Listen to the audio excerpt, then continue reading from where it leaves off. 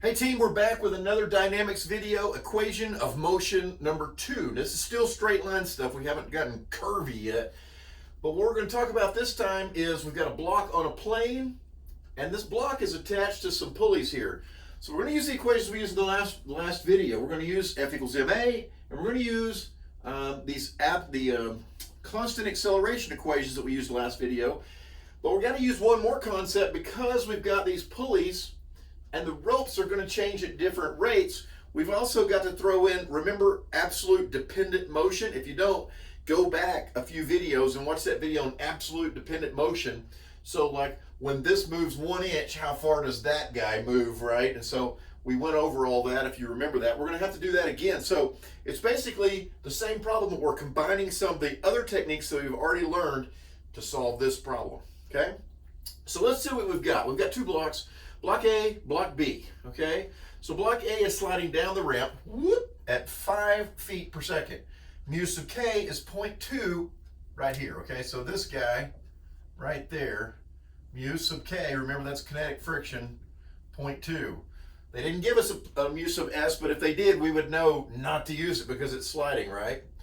Block A weighs 100 pounds, okay? So this guy here, 100, hashtag, okay, and this guy over here is 50 pounds.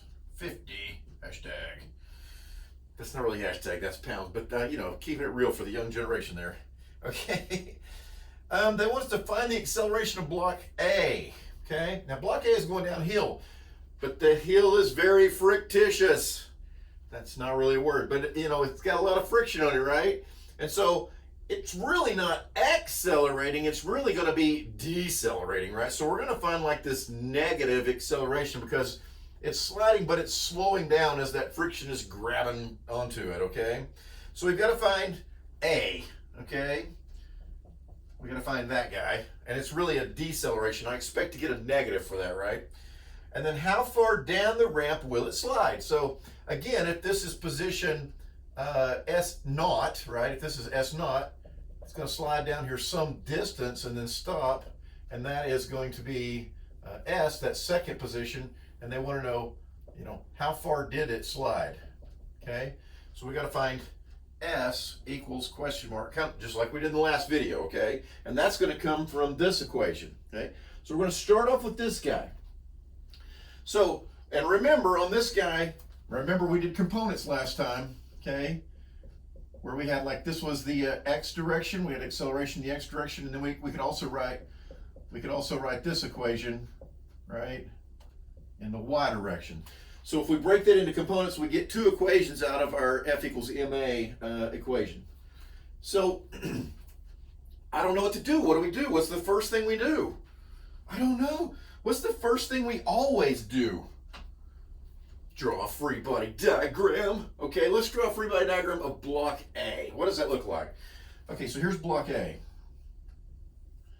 I'm not drawing tilted. That was good, wasn't it? Okay. And let's see what's going on block A. Well, let's see. Let's draw it in a different color here. There we go. We're going red. Okay. Block A has. Why do none of my red markers work good? Okay, we're drawing it in green. Okay, so block A, there it is 100 pounds. Okay, what other forces are acting on block A? Well, you've got this normal force, okay? You've also got some kind of rope tension there. Let's just call that TA, okay? The tension, and we'll call this cable A, and we'll call this cable B down here. Just make, you know, doesn't matter what you call it, but that's what we're gonna call it. And then we've got friction, which is the block is trying to slide down the hill and friction is working against us. So friction, let's draw in this direction. It wasn't very straight, was it? Okay. And let's see the friction force, we'll put that there, okay? And we know the friction force is going to be equal to mu times N, okay? So there's our free body diagram. That's what's acting on the block. Now I think this is a good time to go ahead and let's just make us a new axis here, okay? So let's say that this is our new x-axis, and here is our new y-axis, right? And we'll do we'll do these things according to these tilted axes here, okay? So we're going to write two equations, forces in the x and then a force in the y equation according to our new tilted free body diagram. Now the only other thing we need to do is we need to identify those angles, which is pretty simple, isn't it? Because this is a 3, 4, 5, right? I know from my 3, 4, 5 that this angle right here, sometimes it's easier to write it in 3, 4, 5, but sometimes it's easier to go ahead and convert it into an angle. It doesn't matter, you get the same thing, right?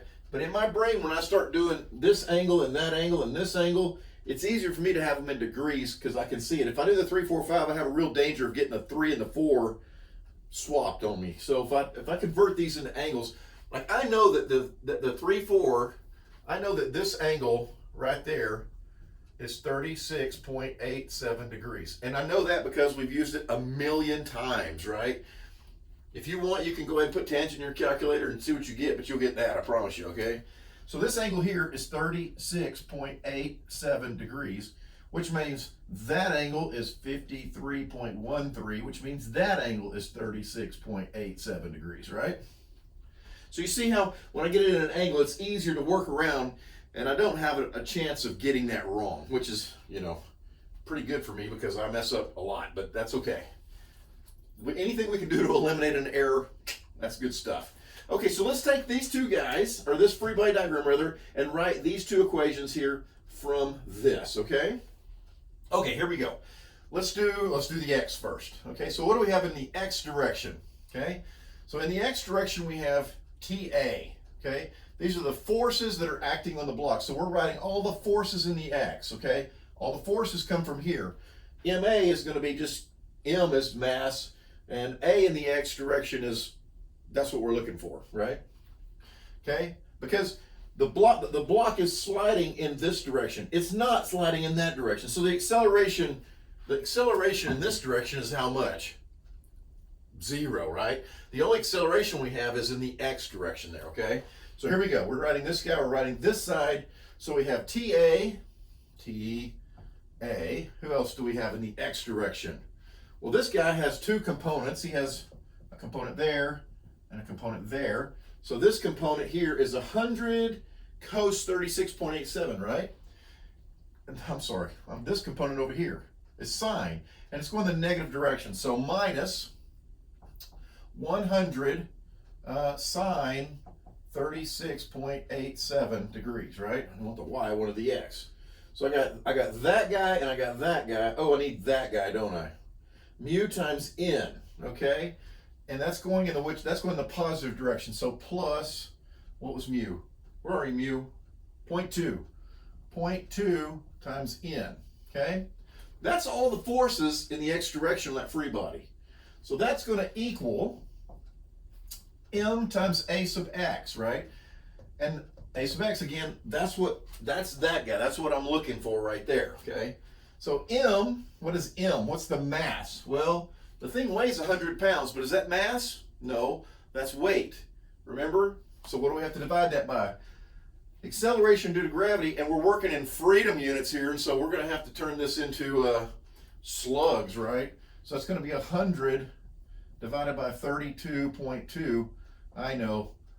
The imperial units are really dumb. I know, you metric people. I know, okay? We ought to all switch. I'm with you, okay? But, you know, they just won't. Okay, and then here's a times x, okay? So there's one equation. Oh my gosh, it has a lot of unknowns in it, doesn't it? Okay, we can't do anything with that, can we? Let's go to the next equation. Let's try the y direction, okay? So in the y direction, what do we have? We have, I don't know, we have n, okay? Here comes another equation, n.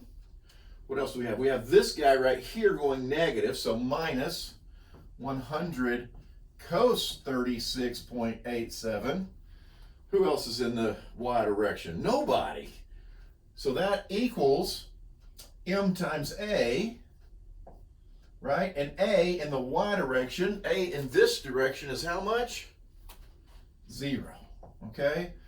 Hey, this is good, right?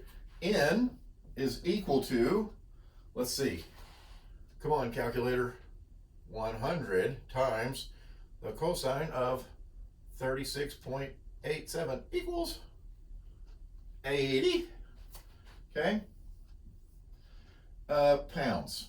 So N is 80 pounds from this equation. And this equation was from this was our Y equation. This was from the X direction, right? So N is 80 pounds. Okay, so we can take this guy and put him back up here, right? Whoop, right there. And then maybe we can write an equation relating TA to the acceleration that we need to find. I think that's about as good as we're going to get without some other equations, okay? So let's go ahead and simplify that. So TA is sine of 36.87 times 100 is 60, right? So minus 60 plus 0.2 times 80, okay, I plug that in, equals 100 over 32.2 times A, right? That's what we're looking for is A. And so let's see, let's simplify that. Let's see, 100 divided by 32.2 equals 3.11. Okay, and this over here is, let's see, let's see, 60 minus 0.2 times 80 equals 44 to the negative, right? So TA minus 44 equals 3.11 times A, okay? So there is one relationship, okay? So let's see if we can write some other equations that we can use that and maybe solve. We need some other relationships to solve this because we have too many unknowns to solve this with just two equations. So let's do something else next, okay? Let's look at this. Okay, so if we look at just this, what we have is a pulley here and a pulley there, okay? There's two ropes here, there's two ropes there, right? And these are just connected to get, so we can consider this just one big body. This is TA, well that's TA. This is TB, well that's TB. Well, if that's true, then what do we know? We know this. The tension in rope A has got to be equal to the tension in rope B, right? So we know that to be true, okay? What else do we know? Okay, let's talk about absolute dependent motion, okay?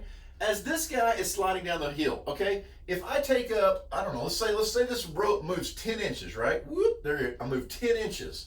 So this rope is going to do what over here? Because of that 10 inches that I take up in string, I'm going to take 5 inches here and 5 inches there, right? So this guy over here is going to be moving half as fast as that guy over there. Do you understand that? If you don't, go back and watch that relative or that dependent motion video a few videos ago, okay? Same thing here, right? As this whole system here moves up, let's say it moves up 10 inches, what does this do? Well, of that 10 inches, that guy moves half, that guy moves half, okay? So what are we saying here? We're saying that whatever this thing moves, this one moves the same because those relationships are the same, right? If this moves 10 inches, that moves 5, that moves 5, right? It moves half as fast. If this thing moves 10 inches, that moves 5, that moves 5. It moves half as fast, which means that as this thing is going, the rope A, the acceleration here is going to be the same as the acceleration here because they're moving at the same rate. So the acceleration from these equations, right, that acceleration, so the acceleration in the A equations is going to be equal to the acceleration in the B equation because those ropes are moving at the same speed, okay? And that makes sense, doesn't it? Okay?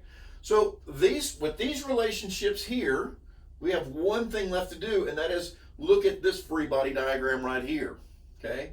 Now this guy is only moving in one direction, so this one's going to be pretty easy, isn't it?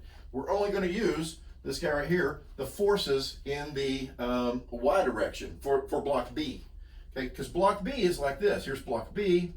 He's 50 pounds, and here is TB, okay?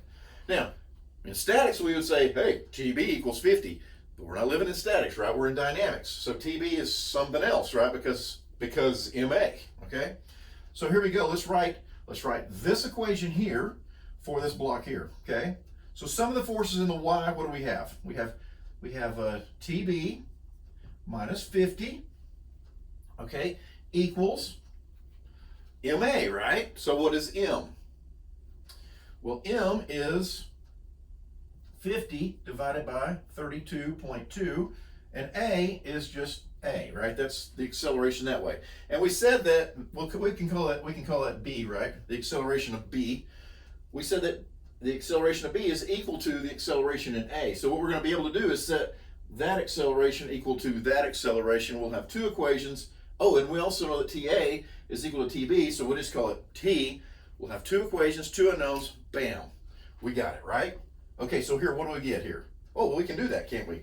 Let's see, 50 divided by 32.2 equals, I gotta raise my calculator up, 1.553. Okay, so 1.553 AB is equal to TB minus 50. Okay? So there's our second equation. So we got equation here. We know that the T's are equal, so let's just make that a T and make that a T. And we know that the A's are equal, so there's an A and there's an A, okay? So we have two equations, two unknowns. We can solve that pretty easy, can't we? Let's do that right quick.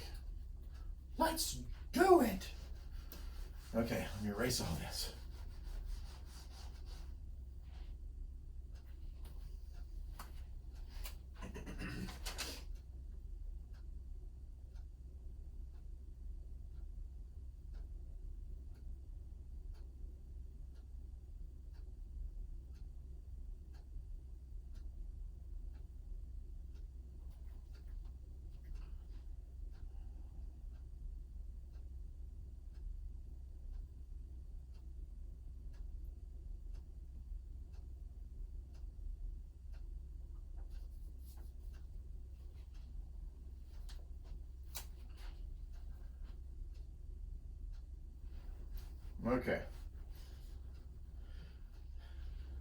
Okay, so as I'm erasing this, I'm thinking about the signs that we were using for our acceleration, okay?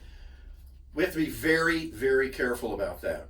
Number one, do you agree that the system is decelerating, right? This is decelerating, and so this is also decelerating, right? So A is going to be negative, right? But then let's talk about the direction of the acceleration, because that's also important. This one is going to be going in what we chose, right? We chose this to be the negative direction. That is the positive direction. So what we have is a negative acceleration in the negative direction, which means that, excuse me, that this guy should be positive, right? A minus. It's a negative and a negative. Negative acceleration and a negative direction, okay? What about this guy down here?